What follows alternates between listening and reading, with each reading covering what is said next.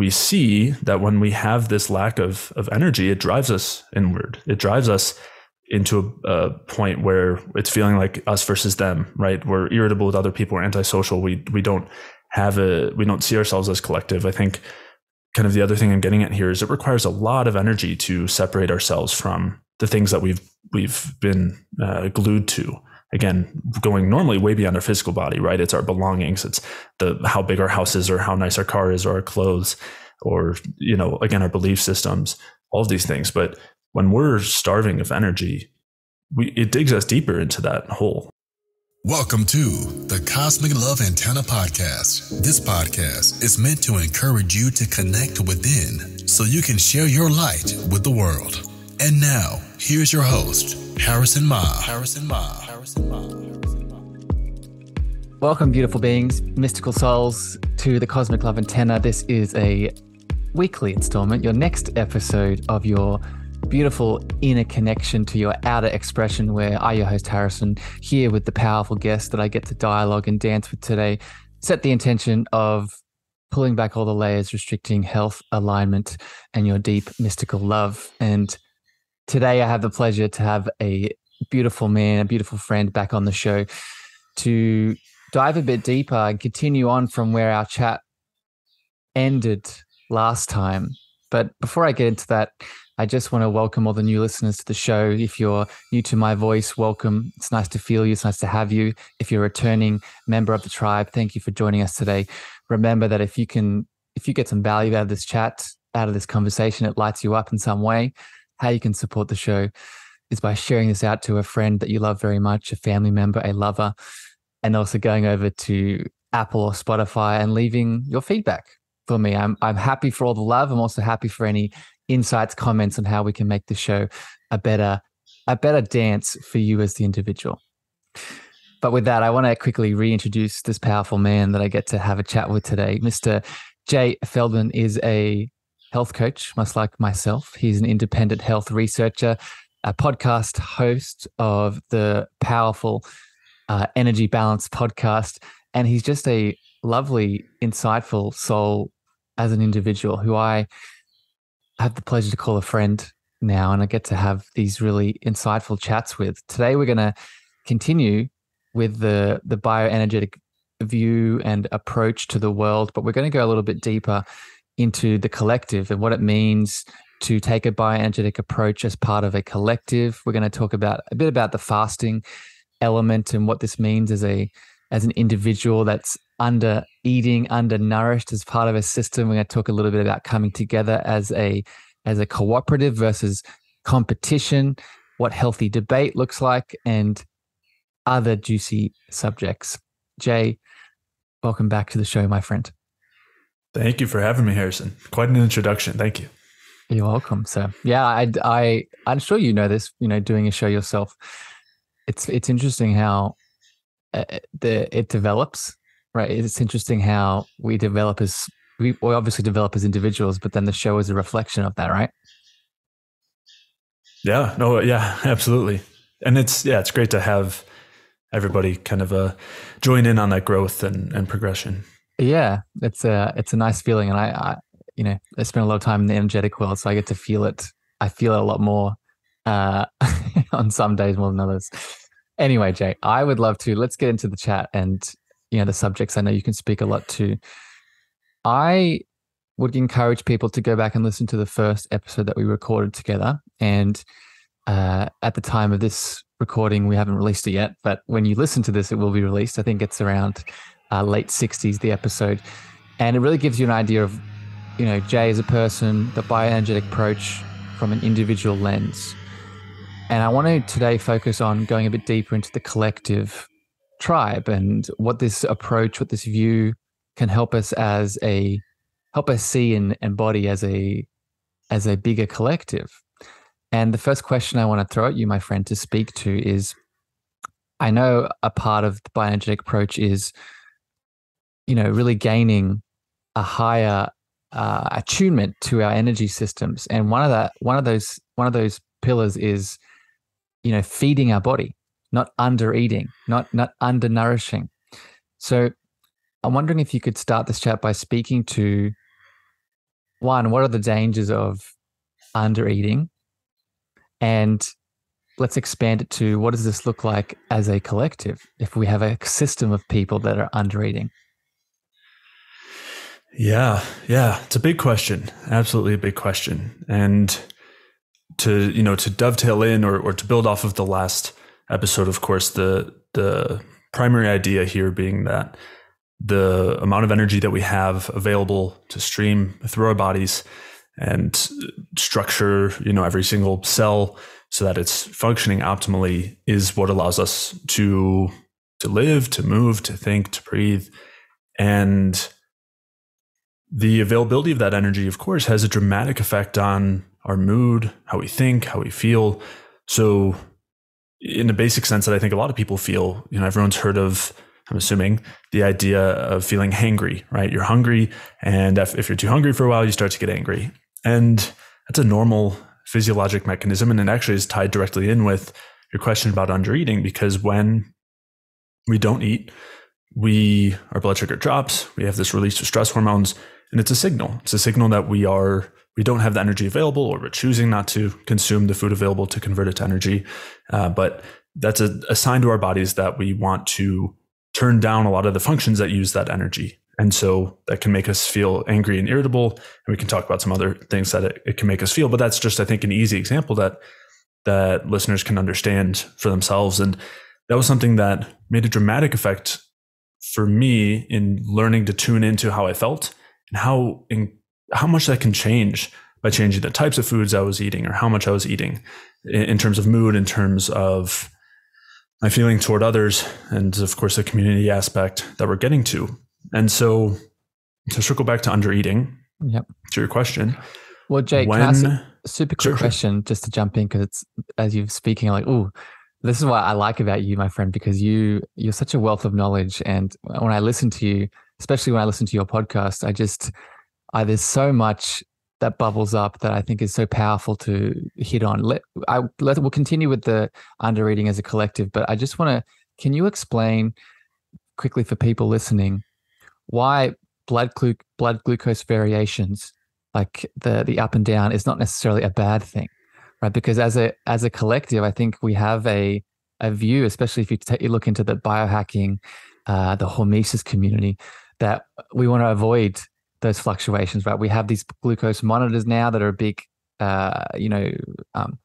market, right? And there's this collective view that we want to avoid those roller coaster shifts. We want to keep it as low as possible. Can you explain a different view on this?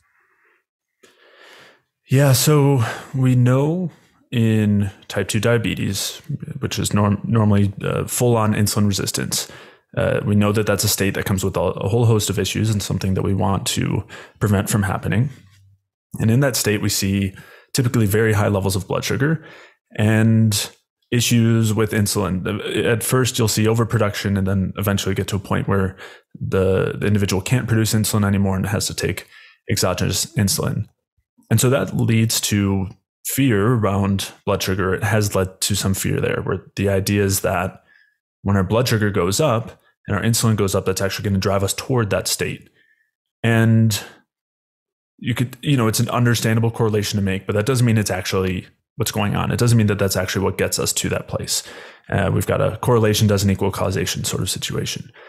And a lot of people who are in the biohacking space, again, just to kind of provide an analogy that might open somebody up to this possibility, we've been told the same thing about cholesterol and heart disease, right? There's this correlation between elevated levels of cholesterol and heart disease. Yeah. And one of the things that I think a lot of people in that space agree on is that correlation doesn't mean it's causation. And what an analogy is often given is we don't blame a fireman for a fire, right? So cholesterol can be a protective aspect of our immune system, has some anti-inflammatory effects, and could be overproduced in response to underlying issues that could be driving a heart disease state, as opposed to this idea that it's just elevated cholesterol causing heart disease. And we see a very parallel situation with type 2 diabetes, where the reactive increases in blood glucose and increases in insulin are trying to not overcorrect, they're trying to correct for an underlying issue. They aren't actually causing the issue.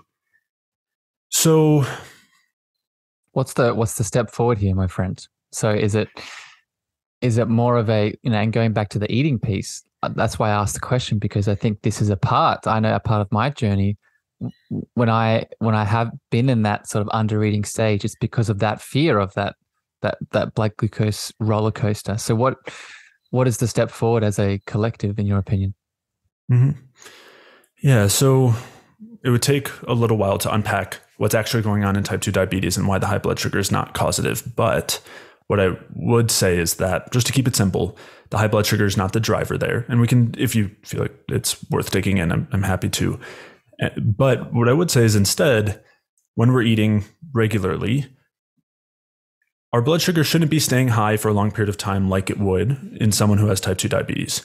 That is a sign that we're not using that glucose very well. And that's a sign of an underlying issue. It's not a sign of the glucose being the problem that's coming in, but rather that we're having a problem metabolizing that glucose and converting it to energy.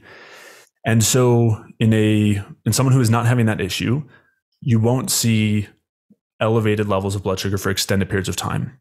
But you will see elevated levels of blood sugar after a meal. You eat the carbohydrates, it's going to lead to a bump up in blood sugar. That's normal.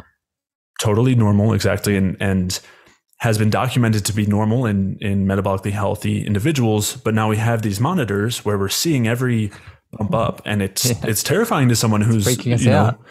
Yeah. When we're told any spike above 140 milligrams per deciliter is going to drive us toward that diabetes state. And so in contrast, what I would actually say is that those momentary spikes and blips are just a function of how quickly we're absorbing the carbohydrates coming in. And we know that if we had just a pure glass of juice versus a meal that has juice or a meal that has fruit, but also fats and proteins, we'll see different effects there. Neither of those are inherently driving us in a negative direction. We'll just see a spike based on how quickly we're absorbing that food, and then how quickly we use the glucose. So what I would essentially say is that as long as that blood sugar is coming down relatively quickly and back to baseline, there shouldn't be any issue there. It's just a normal thing that happens both with glucose and with fat too. We absorb the fat; it's going to increase in our blood as well, and that's normal. If anybody's had a blood test and they ate a meal and then tested their triglycerides, sometimes they'll be sky high, and that doesn't mean we're heading toward diabetes either with elevated triglycerides. It just means we ate a meal that was higher in fat. Yeah. And so, and let me jump in there, Jay. And I'll say to people listening, if this is already getting really, really deep for you, that we are going to speak about different topics today, but each of these, especially this glucose piece, I was actually inspired from one of Jay's previous shows. So if you want to dive deeper into when Jay talks about this at more different levels, definitely go to listen to his show and the episodes he's done on these topics. So just for people out there that are maybe feeling like there's more here, and if we skip over it, Jay does a really good job on his podcast. Jay, let's shift here because there are some other things I want to talk about. And I wanted to ask that just because of my own personal curiosity, but it also leads into the next subject I want to hit on here. And it's this idea of, we talked about at the end of the last show of the anti-authoritarianism pillar that is part of the bioenergetic approach. And if what we just talked about with the blood glucose was new to you, or if it was triggering to you, right, that's probably a sign that you as the individual are within a belief system, and that's okay. But I think what we need to aim for is as individual that can be in a belief system, but is also open to shifting and changing based off what their unique system is saying. And I think this is a very pivotal approach that we need to take a step forward as a collective. So one, I'd love to hear your thoughts on this, my friend, and let's go a bit more into this topic at large.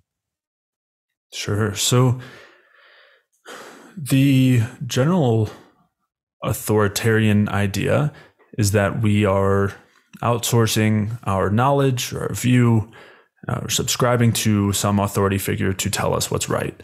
And that's largely what we're told when it comes to science, medicine, nutrition, a lot of areas of life, right? We're supposed to listen to what the authority says and absolutely not question it because they read the textbooks. They have the power. They have the power. Yeah. And I think that this is, as you're kind of getting at with the power, this is a means to remove the power from us as both individuals and a collective, and put us into a place where we are forced, more or less, to follow the ideas that are given to us. And it's something that is so inundated from the moment that we, go to a school or reading books or teachers, that it's the generic way that we're typically taught all the time, right? There is an absolute right answer. This other person knows it. You have to regurgitate what they say. And we don't give much room for questioning, discussing the possibility that something we're told isn't actually accurate. It's not how our education system's built. It's also not how most of our society is built currently. And it strips us of our power and also leaves us with beliefs that we don't always know that we have, or that we have, but we don't always know why we have them, actually, as a result of this. And we might be holding on to limiting beliefs, or beliefs that are maybe farther away from truth, or that are restricting us, that we don't actually know because we haven't practiced challenging that authority, challenging those things, questioning those things, thinking very critically.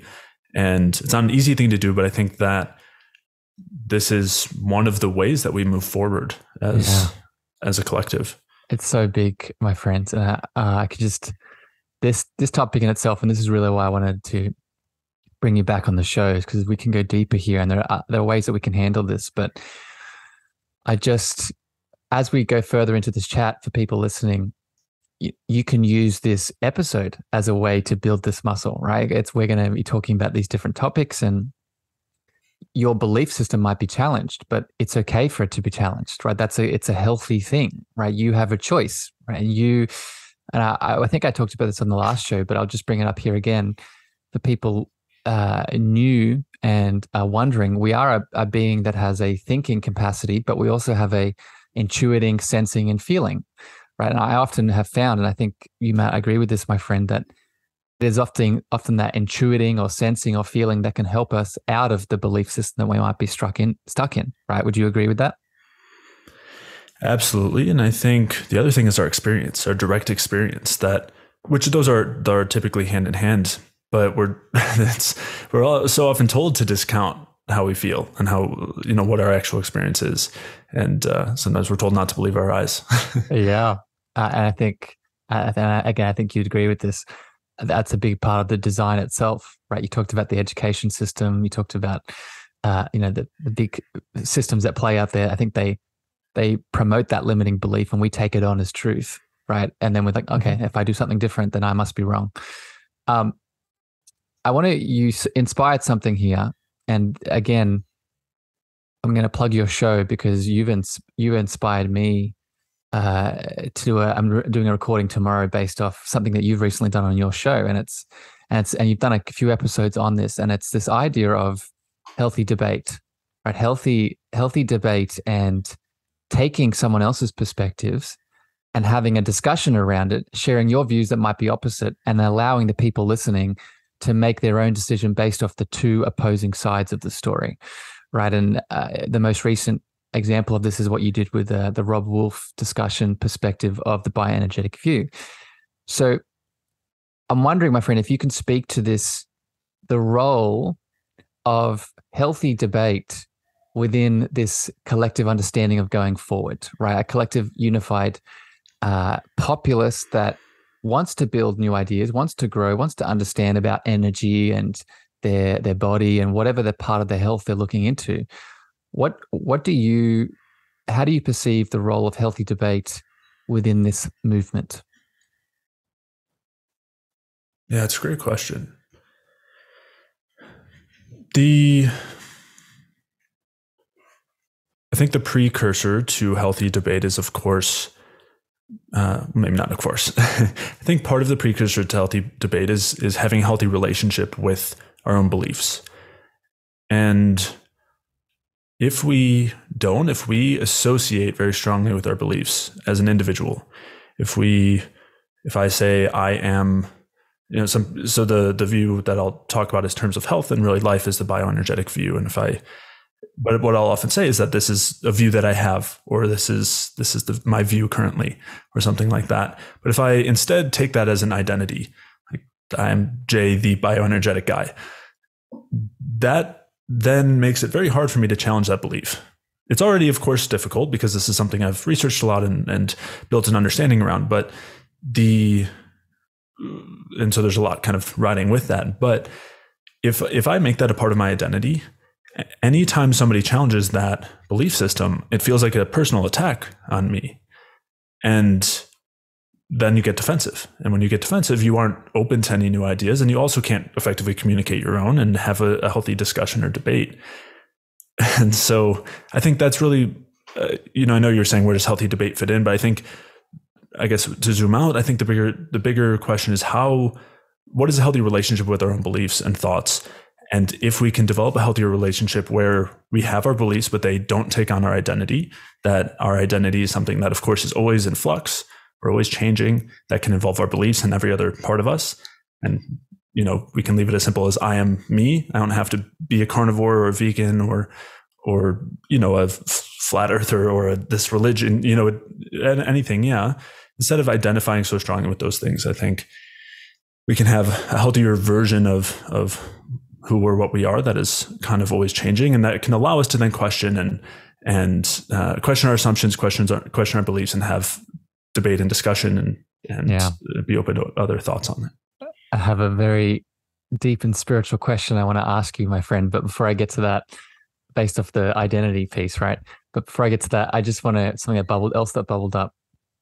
You talked about we feel attacked when that belief system becomes our identity. In that feeling attacked, I think we also exacerbate the fight or flight state that most of us are in this world, right? I know you talk about this in a lot of your work, right? When we are undernourished, as we were just talking about at the start of the show, undernourished, not utilizing our energy efficiently, we're in a fight or flight state, most of us. And that's just from a food lens. I'm not even talking about, the toxins in the world, the EMF, the COVID, whatever. There's so much going on that's forcing us into a fight or flight state. Then you become identified by your belief system. Someone says something, you're attacked, and you're exacerbating that stressed system. And let me be very clear, we cannot access that intuition, that sense, and those emotions, those feelings properly if we're in that fight or flight state. Would you agree, my friend? Yeah, absolutely. And that's, I'm sure, somewhere where we're going to be getting here is how does our physiology, how does the food we can eat bring us to that place as well? Because I think there's a lot of factors that are encouraging us to identify very strongly with our beliefs and attack anyone that feels otherwise and feel defensive when someone disagrees with us. I think some of that is intentional to keep us in that, this sort of state. But I think part of it also is, as you were saying, the food supply, the environments that we're in, the amount of work that we have to do just to survive. I think a lot of those things put us in a place where it takes a lot of energy to be able to detach and look at things objectively and take a step back and consider someone else's view. That's very hard to do when you're in a fight or flight state. It's very hard to do when you're under eating. It's very hard to do when you're not getting enough carbohydrates, I would say. Some of the things we talked about in the last episode all contribute. Yeah. And that is really one of the things I've really enjoyed listening to your show and listening and taking on more of the bioenergetic view is how much it's the opposite to that, right? It's really just relaxing and taking in the food and eating and being mindful and, not restricting the window and not, restricting yourself and just enjoying. And it's funny that we have to be taught this, right? I want to go back to what you brought up before around, I want to ask you this question because I'm just interested in your view on this.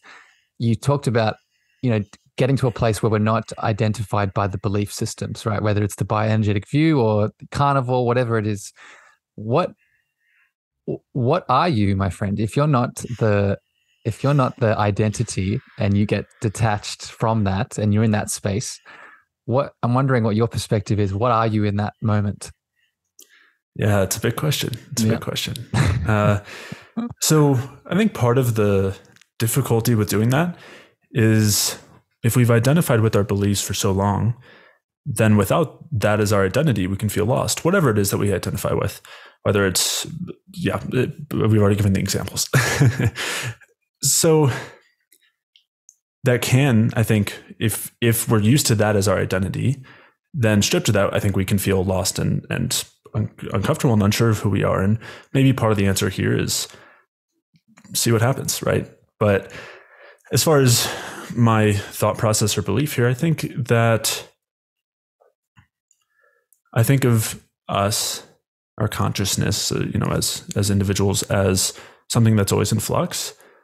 I also think dovetails in with how we ended the last episode talking about what love is. But I think another conclusion that you come to when you strip yourself of those things, strip yourself of you being your beliefs, you being your body, you being the things you own, you being, your fingers and toes. Instead, you get to a point where there isn't separation between you and every other consciousness. I think you come to a realization that it's all the same. We're all the same. We're all one. And I think that's the conclusion I've come to.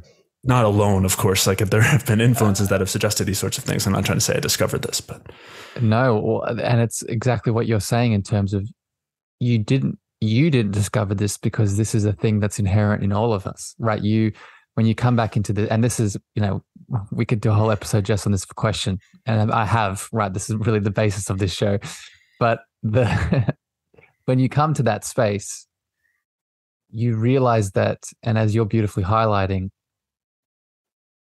it is within the identity of the, and I'll make a different, I'll put a term here, right? The identity of the small self, right? When you take away the labels, you fall back into the identity, if you want to call it that, of the big self. And the big self is the unity that we all are, right? Is the connection, and I'll throw some terms out that I've used in the show before, whether it's God, divine, the quantum field, the unified field, the one consciousness, whatever you want to call it. For me, it's love in many ways. But the thing that they all have in common is that you've come back to a space and place where you're not alone. And funnily enough, my friend, talking about getting out of that fight or flight state, it is often being in that remembrance that then we are able to release. We're able to finally take a breath. We're able to finally breathe into our belly. We're actually finally able to take a deep breath out and let go of those things that have been holding tight onto us. Does that resonate? Yeah, absolutely. I'm excited to get to some related topics here that are coming up, but I'll let you direct. Well, I have another question, friend, but tell me what's coming up, because I want to meet it in the moment. What, based off what I just said, what is flowing through you? So we talked about undereating, and there's a very famous study known as the Minnesota starvation experiment. And I'll try to keep the framing brief, but basically this was during World War II, and the subjects, the participants were conscientious objectors, so they did not want to participate in the war. Instead, they participated in the study, where it was a starvation study to mimic what was going on in certain parts of the world, see how long it would take to recover from it, and what would happen during that time. And so it was a group of men in their, I want to say, late 20s to 30s. They averaged about 165 pounds. And they were on a maintenance diet of 3,200 calories, where they maintained their weight and felt normal. And we can come back through these details, but they were then put on a what was called a starvation diet, or a semi-starvation diet at the time, which was 1,800 calories per day. And they were on that diet for 6 months. And a couple of things that might pop up to a listener is that doesn't sound that much like semi-starvation. They might be, the listener might be eating 1,800 calories a day, or might know a lot of people who are eating much less than the 3,200 calories. And so I think that's something to kind of bookmark. But during the time that these participants were in the semi-starvation period, the effects that they experienced were dramatic. And they weren't just dramatic in terms of weight loss and physical components and physical sort of degeneration, but there were a lot of things going on under the surface, which then bubbled out as well. And so on one hand, you saw a turning down of reproduction, libido, things like that. They mentioned that they would go to the movies. They used to be really interested in the love scenes and things like that, and had no interest at all. They had lost their sense of humor. They'd lost their ambition. They were depressed. They mentioned, describing feelings of neuroticism. A couple of them had psychotic breaks that were, borderline violent. And these were all, you can read through their descriptions. It's fascinating to read about. But it led to a couple other things. And so what triggered this thought, of course, I was rereading this prior to our chat, so it was fresh in my mind. But some of the things that they also described were feelings of being antisocial, not wanting to socialize with other people, being irritable, being very self-centered, things that they would never have described themselves as otherwise, and also having a tough time controlling their emotions and everything kind of turning inward. And I think that this is a state of extreme fight or flight. A lot of, they're in a semi-starved state.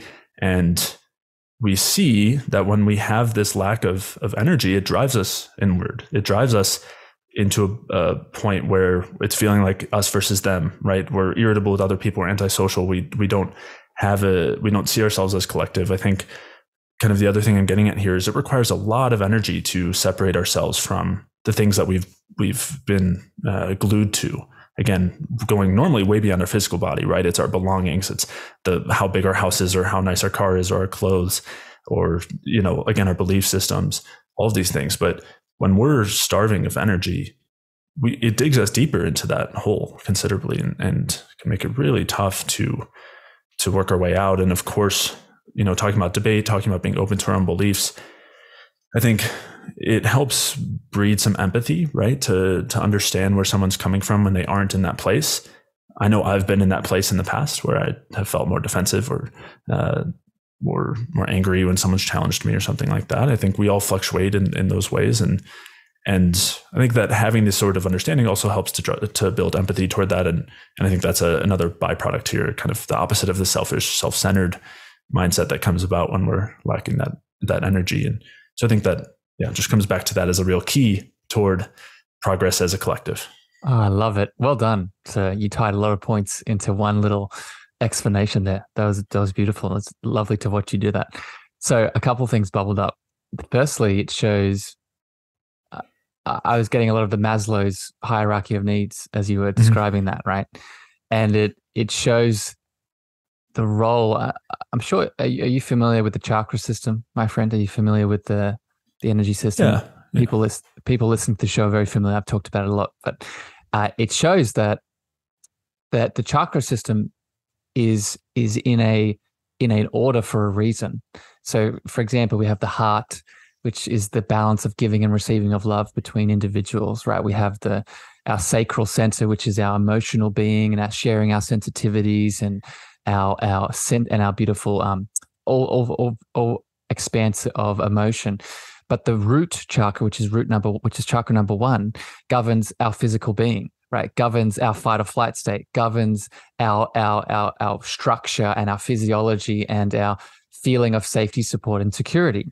So the reason I bring this up is what you're just beautifully highlighting. I could have the best intentions in the world to connect to the collective or support the group or be a part of a tribe. But if I'm undernourished and not utilizing my energy effectively by the toxins in my diet or not eating enough, then I think, yes, there can be a point to be made about, spiritual mentors and yogis in the mountains that have developed their spiritual abilities beyond the need for the physical body. But that's not the majority.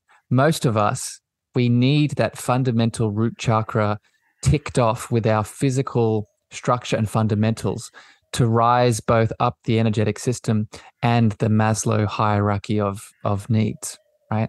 Do you agree with that? Mm-hmm. Yeah, absolutely. And of course, as you said, that asterisk where we can overcome some of these things if we're very strong mentally and whatnot, but it's also a fight, a resistance that we don't need to have. Yeah. we can get to that yogic mentor in the mountains. We don't have to get there with stress. We could get there like gracefully, right? With, again, enjoying the ride rather than, again, I've spoken to us about this on the show before, the spiritual journey. We have this, I often fall into this trap. It's not one of, constantly working and pushing ourselves all the time. We're meant to be here to learn lessons, but it's also, enjoy the ride, right? It's a big part of the bioenergetic approach at large. So anyway, I'm enjoying this chat, my friend. Thank you for the playing with me here. Another question I want to throw at you, and we were talking about it before, in versus the the cooperation versus the competition and the anti-authoritarianism pillar of the bioenergetic approach. I'm wondering your view on what is the role of control? What is the role of, and we're speaking at a collective level, right? What is the role of control with the systems that are outside of us that are coming into play with this, right? So me and you we understand what's going on here, but maybe some of the listeners who are starting to break free of certain belief systems, they're starting to realize that there's a lot of bigger, what's the word? Bigger entities out there that want to control the collective at large. So I'm wondering, what are your views on this C word, and how does this play into everything we've talked about? Yeah. I'm just thinking about how much of our world can get flipped upside down when we're taught some of these things, when we learn some of these things, we come across some of these things. You know, a good couple of them would be, I don't know, like one is recycling, right? So this is just a little bit of a tangent, but just as an example, you know, we've been told that it's okay that and this is how recycling started. It was something that was, and again, this is not like my expertise or anything, but you know, it was put forth by corporate entities who wanted to be able to sell single-use items. And then there was a push against that all of it was going to be thrown out and end up in landfills and whatnot. And so then they came up with this idea of recycling so that they could still sell their single-use plastic and other, you know, single-use goods, with the idea that we would be recycling it, and it would, you know, from an environmental standpoint, it wouldn't be doing any harm. And I wish I had all the details of what's actually happened with the things that we've recycled. I don't remember so much of it offhand, but to keep it short, the vast majority of it doesn't end up being actually recycled into new material.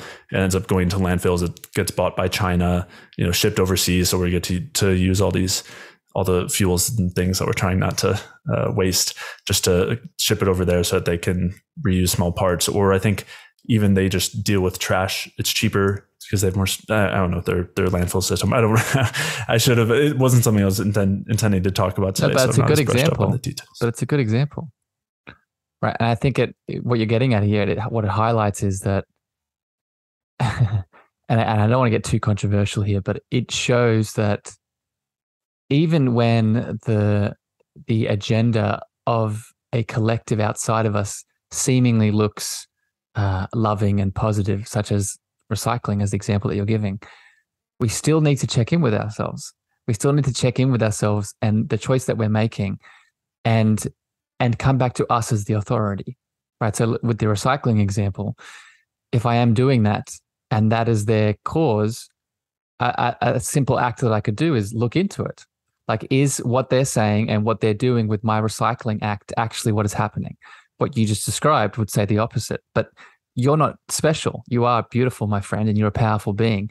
But what you did to work that out, we can all do, right? So I think it's, again, coming back to whatever the agenda is, even if it's, I would say, especially if it's colored with loving intentions, we need to still use our power to do the research.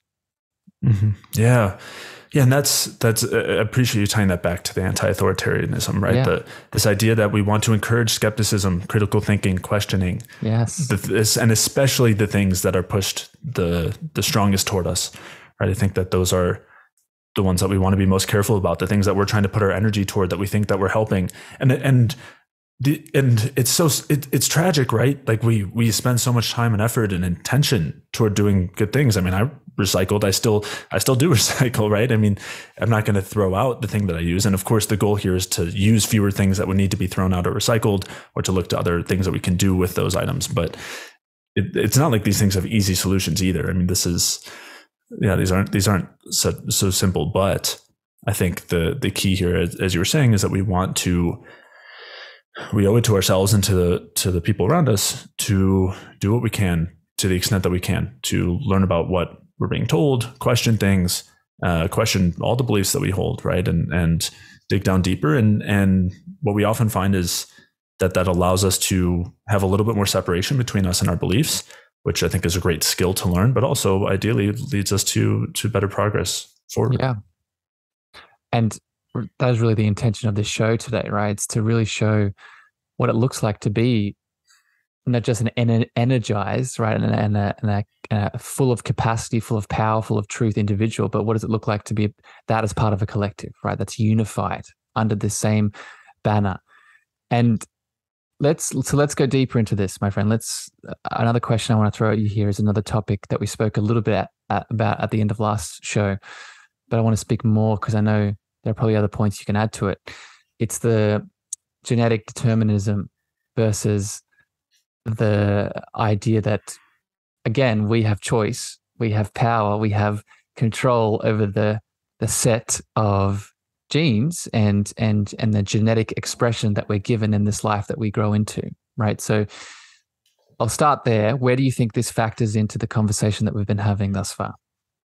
Yeah, it works really well with your last question of control, right? Which I think I didn't really give a full answer to, but what I basically would say is that a lot of the beliefs that pervade, whether it's in science or other aspects of culture, whether it's related to, any kind of social things, a lot of times are not actual means of improving the world, but are methods of control, right? To make us feel like we're doing something that's right, that's good, that's helping others. And a lot of times is following or encouraging or allowing for the same agenda to kind of move through. And we, sometimes we can recognize that in different areas, right? We might recognize that, a company is trying to make profits more so than actually support a certain cause. And they're just supporting this cause for, to try to gain more profit. That could be something that could happen. But we like to think that in science or medicine, this doesn't happen, that these things are independent of this other system. And that because of that, they're more objective and they aren't influenced by capital and profit and things. And I don't remember what it's like over there. What's that? If only that was the... Yeah. And you can see it very clearly here. For example, you'll see commercials on TV. What I was going to ask, I don't remember if they're legal I know in some countries they're not, but not here in the States, where I don't live currently, but in the States, you'll have commercials for medications and they'll say, it's basically something along the lines of, do you want to feel better? Look at these people who are so happy. Here's this pill. And that's illegal in a lot of countries because it speaks exactly what I'm saying, where you're marketing to people. You are in kind of using a means of control of coercion to encourage someone to use a medication, which of course should be only used objectively for a medical purpose. Are those legal? Yeah. So so they're not legal here in Australia, but I think the only two countries in the world actually, and people can correct me if I'm wrong, but pretty sure the only two countries in the world where that's possible is the US and New Zealand. I think they're the two countries, and it's a beautiful highlight of what you're saying around that control piece, but also going back to the genetic determinism. It also it takes our power away from that, because now where it's changing the view, right? So if I do have something, let's use the example of, let's say my dad has, this is a real one for me. My dad has IBS, right? And I have the genetic disposition to have that in my life. I'm not taught about what I can do as the individual to change that, to stop that happening as a chronic challenge. But what I am taught through the media that we just explained is that here is this pill, here is this quick fix remedy to numb down the symptom, that if I actually spend a bit of time listening to and going a bit deeper on, I could actually turn that switch off entirely, rather than putting a Band-Aid over something that is coming up every now and then, right? Right. Yeah. And so to touch on that genetic determinism piece, the idea of genetic determinism, which goes hand in hand with neo-Darwinism, is the idea that our genes control everything about us and are essentially set in stone, although there's some kind of caveats currently that, some of these things can be changed by our environment, but those are newer additions and still are considered to be very limited in scope. But the basic idea here is that our genes control our health, and our genes are passed down from generations before us. And The only thing that changes genes is random mutation. And if there is some random mutation in a gene that allows for a certain trait that works really well in the world, in the environment, it'll continue on. And if there's a mutation that leads to some worse function in an environment, then that gene will, you won't reproduce as effectively. And eventually that sort of genetic makeup will die out, or there will be a separation between species. And there's a couple of key points here. So one is the idea that you were kind of getting at, which is that our genes everything is predetermined, and that goes to everything health-wise, right? Our different conditions, our disposition toward weight gain, being overweight or being lean. It's all determined ahead of time. Our intelligence, everything. It's all genetically determined. So that's kind of part one. And the other thing is that the driver and shifter, the only thing that can affect the genes is randomness. It's just purely random, and then whether that happens to fit in with the environment. Yeah. And we have no power. I was just going to say, we have no power, no control. I'm just noticing again the similarities here of what we've been talking about. We're just a leaf in the wind, and we just have to let the powers outside of us take us to where we need to be and just show up. And while I think that's very poetic and beautiful as an image, it's not the reality. It's not the reality, right? So I just wanted to add that. Keep going. Right. Well, and that's the poetic side. There's also a terrifying, tragic side, which goes along the lines of, on the societal level, if somebody is doing much better, that's just because their genes allow them to do so. And it's luck, it's random, and it's nothing to do with their environment, their opportunity, their, anything else like that, their choices, the choices of the generations before them. Those had no effect, right? And same thing on the other side, right? If you're sick or poor, bad luck, sorry. It's not like there was anything that actually encouraged that to happen in any way, or led to any further division of classes, or led to any, led you to be in that position. It's just the randomness of the genes that led to you to be in that position, and there's nothing you can do about it. And not only is there, of course, nothing that you can do about it, but again, there was no oppression that went into that. There was no, what's the word? Exploitation that went into that. I know we're getting darker here. I don't know if you want to go down that route. No, but it's true. And we need to hear the shadows so we can bring it back into the light. Right. And this is just to give an example of this. I've talked about this on the show before. Look at what's happened over the last 2+ years now of events in the world. And don't need to go into the specifics of everything, but a lot of what COVID has brought out as the pandemic at large, it's actually awakened a lot of people to what we're talking about here. It's awakened people to this control. It's awakened people to their power and what they can come back to as the individual across all aspects of their health, mental, emotional, spiritual, physical. And it's helped us very plainly see these mechanisms that are in play, right, across all spectrums of our society. So I just add that because we don't want to negate the darkness, right? We want to see the darkness. We want to see what choices it's in implying, and then make a different choice, right? And that's what we're really getting at here. Jay, I want to maybe summarize all this now. And this is sort of where I want to land this show. And I want to because I know you have thoughts on this.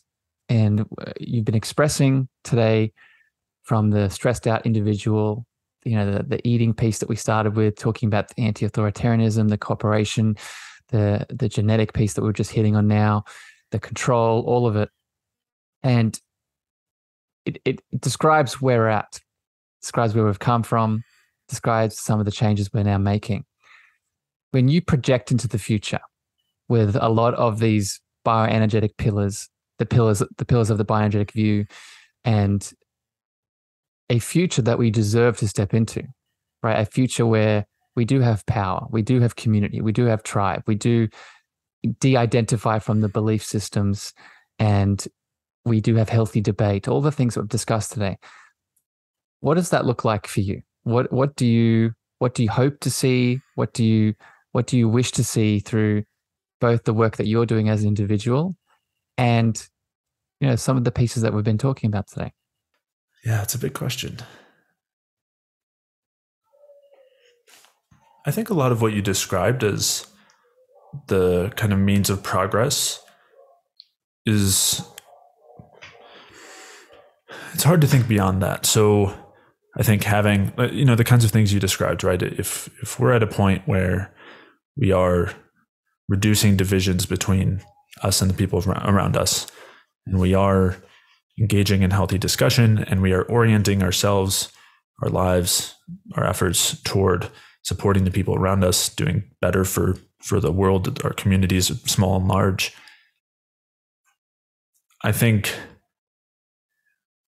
in some ways, like that is, I don't know, that is the endpoint that I look to. I can't imagine how dramatically society could change, right? I think it's hard to imagine. Obviously, there's been dramatic changes throughout, the history that we know of. Well, I'm wondering, so let's take it back down to the individual, right? You've shared on your show, my friend, the changes that you've made as a person just based off the diet that you've shifted into, right? Or not having a diet, right? Having the bioenergetic view and utilizing energy to an efficient degree. Maybe you can explain what big shifts have occurred in your life just by simply utilizing energy more. Definitely, yeah. That's something I can speak more to without such conjecture. So, and some of this is tough to remember. Even it's been quite a while since. And things shift all the time, but I know that shifting the food that I was eating, right, and I was coming from a place very similar to, I know what you've done and what you've described in terms of a lot of biohacking and fasting and ketogenic diets and on from there. And I know that when I made certain shifts food-wise toward supporting the amount of energy that every cell hypothetically would have to function, and turning down those stress systems, turning down the fight or flight, all the other shifts that happen hormonally, that I know for me, some of the things that stood out were shifts in, there were certainly shifts in personality and sense of humor. And I think with that looking, there came what led to that was having a much lighter view of the world and seeing beauty in areas I didn't see it before. Right.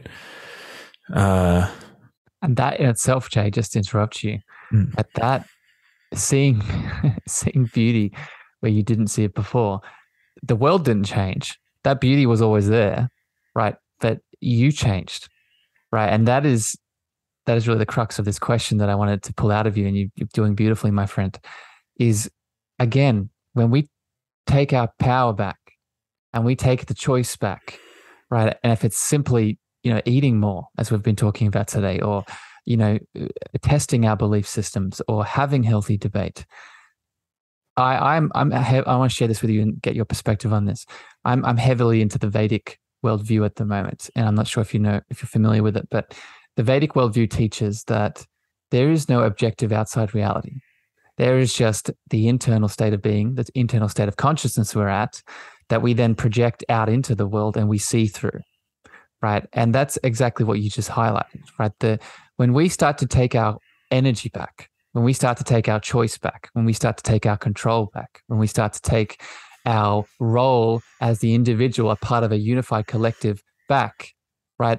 The beauty now becomes a consistent part of our life because we've changed and come to meet it, rather than suppressing, ignoring, numbing, and being too stressed out to see it. Does it resonate, my friend? No, it does. And yeah, I think, another way of thinking of it is that does change reality as you know it. Which is to say, putting it just in different terms, but the same thing that you're saying. Yeah. And I look to the future, my friend, and this is not a myth or something that is out of reach. This is something we all can do, starting as the individual and then rippling out into the tribe. Jay, thank you for going deep with me here today. I know that this is a world that is sometimes difficult and challenging to spend time in because there is a lot of big questions here. But you've done a beautiful job, and I've loved hearing your views and perspective on this. Do you have anything, before we wrap up, anything else you want to share on top of your heart? Maybe something you wanted to speak to, or anything exciting you have going on in the world that you want to share with people listening?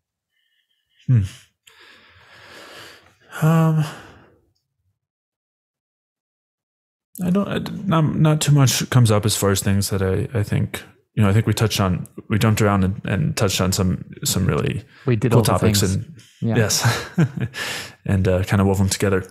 So yeah, I think that was great. And I think I'd rather leave that untouched as opposed to try to, add a little addendum on here and then, just be kind of a half discussion or half comment.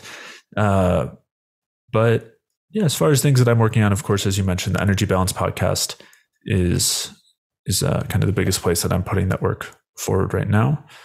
So that would be it. I don't think there's anything. I think it's really your big pillar of light in the world, my friend, that is really attracting people towards you and getting it. It's a really good place, again, just for people that are new to Jay's voice. If you have tuned into him today and you've enjoyed his perspective and view of the world and his love and his light, the show, the Energy Balance podcast, is a really good way to get into his specific worldview, right? And like we've been talking about here today, view his belief system, view where he's sharing from, test it against yours and see what happens. And I know it's really brought up a lot of love and extra expansion inside of me. Jay, I appreciate you, my friend. Thank you for spending time with me today. Thank you for going to the deeper ends of this topic and conversation. I love you very much. The people out there in the podcast world, thank you for giving us your time, your attention. We'll see you next time here on the Cosmic Love Antenna. But until then, sending light, sending love your way, and have a beautiful day. Bye, everyone. All right, beautiful souls. Before I leave you today, I'm excited to share an announcement and a powerful transformation with you. Starting on January 1st, 2023, I'll be launching a 1-year coaching program, one-on-one with me. So if you're looking to move through inner child wounds, ancestral healing, spiritual gifts, overcoming religious trauma, or anything else you hear me speaking about on this podcast, then this program is for you. This is your opportunity to spend a year in my frequency to help you expand one-on-one straight into your nuanced, specialized, and individual needs.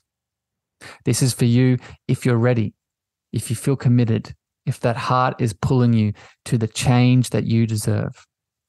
If you feel like this is you, please message me the word, the comments, the statement, 1 year love on my email or on my social channels, and we'll book your free call to feel in and tune in together to see if we're a good fit for this beautiful transformation.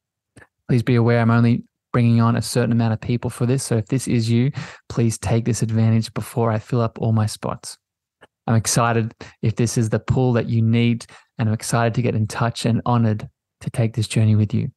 Sending love, sending light, and I'll see you on the next episode.